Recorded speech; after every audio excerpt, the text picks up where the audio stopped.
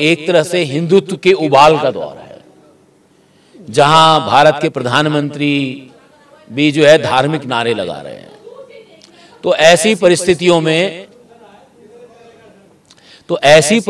में हमें ये सोचना है कि हमारे समाज को क्या रणनीति अपनानी है। और ये जो राउंड टेबल है, ये इस बात के लिए है कि हमारे पास वो कौन से रास्ते हों, हमारे पास वो कौन से मैकेनिज्म हों जिससे कि हम लोग अपने समाज के विकास के रास्ते खोज सकें।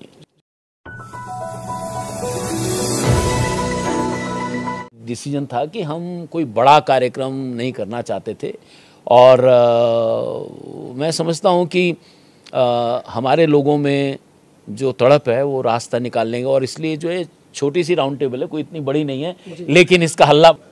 हमारा देश में बड़े पैमाने पे परिवर्तन हो रहे हैं। सामाजिक परिवर्तन है, आर्थिक परिवर्तन है, राजनीतिक परिवर्तन है, सांस्कृतिक परिवर्तन है।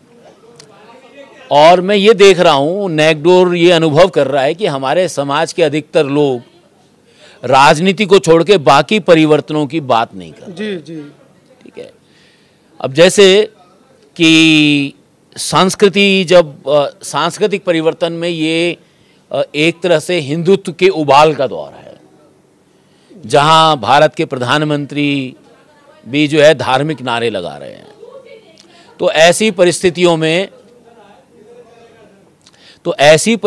में हमें ये सोचना है कि हमारे समाज को क्या रणनीति अपनानी है।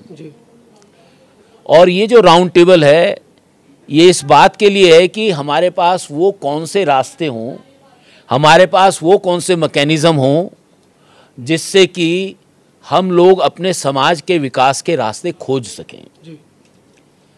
मैं ये भी देखता हूँ, नैकडोर के अध्यक्ष के नाते मैं पूरे देश में जाता हूँ और दुनिया में भी जाता हूँ, मैं देखता हूँ कि हमारे लोग ज़्यादातर जो है उनके दिल में जो कचोट है,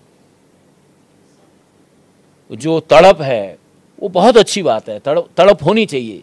लेकिन वो तड़प जो है, डॉक्टर अंबेडकर की जो तड़प थी, उसने हमारे समाज के विकास के लिए रास्ता बनाया।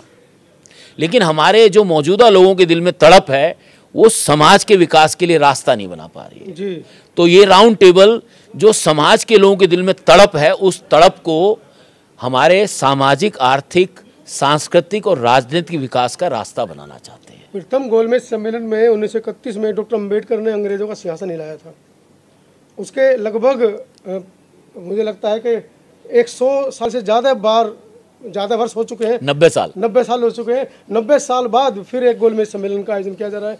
किस तरह से, जैसे डॉक्टर अंबेडकर अधिकारों को खींच कर लाए थे और उन्हीं अधिकारों को बचाने की जद्दोजहद दलित समाज कर रहा है, किस तरह का प्रभाव पड़ पाएगा या आप कामयाब हो पाएंगे आज के गोलमेज सम्मेलन से? देखो, मैं समझता हूँ कि हमारा काम अपनी कामयाबी नहीं देखना है जी। हमारा काम है कि हम अपने समाज के लिए अपना काम करें। और मैं समझता हूँ कि इस राउंड टेबल से, गोलमेज सम्मेलन से ज़रूर ऐसे रास्ते निकलेंगे कि हमारा समाज इस राउंड टेबल से ज़्यादा मजबूत होकर निकलेगा। वो ऐसे रास्ते खोज लेगा जो रास्ते आज की जो चुनौतियां हैं उनका जवाब दे सके। हमने नैकडोर के कार्यक्रम देखे हैं, आपने कई बार दिल्ली का रामलीला ग्राउंड भरा है, बड़े बड़े मैदानों को आपने भरा है। तो क्या इस बार पुनः एक बार आंदोलन की आप तैयारी कर रहे हैं, जनचेतना? मैं तो देखो, मैंने तो जब 2007 में भारत सरकार की इंजीनियरिंग सर्विस से रिजाइन किया था, तब से मैं आंदोलन में ही हूँ। और हमारे लिए आंदोलन कोई एक मुकाम नहीं है, बल्कि आंदोलन हमारे लिए एक सतत प्रक्रिया है। जी।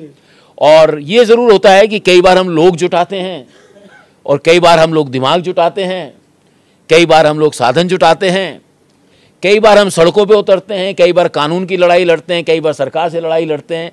तो ये निर्भर करता है कि आज हमारी परिस्थितियाँ किस बात का जवाब देती हैं। तो हम उन परिस्थितियों से मुझे लगता है, पर हम लोग इस रास्ते से ज़रूर निकलेंगे। और मैं ये यकीन करता हूँ कि इतने सारे लोग जो आए हैं, अलग अलग राज्यों से आए हैं, अपना पैसा देकर आए हैं, अपना खर्चा करके आए हैं।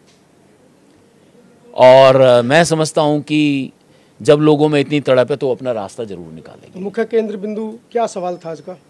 आज का सवाल ये है कि हम अपना भविष्य बनाने के लिए, दलितों का भविष्य बनाने के लिए वो कौन से रास्ते और वो कौन से मैकेनिज़्म अख्तियार करें जिससे हम लोग अपने भविष्य का निर्माण कर सकें।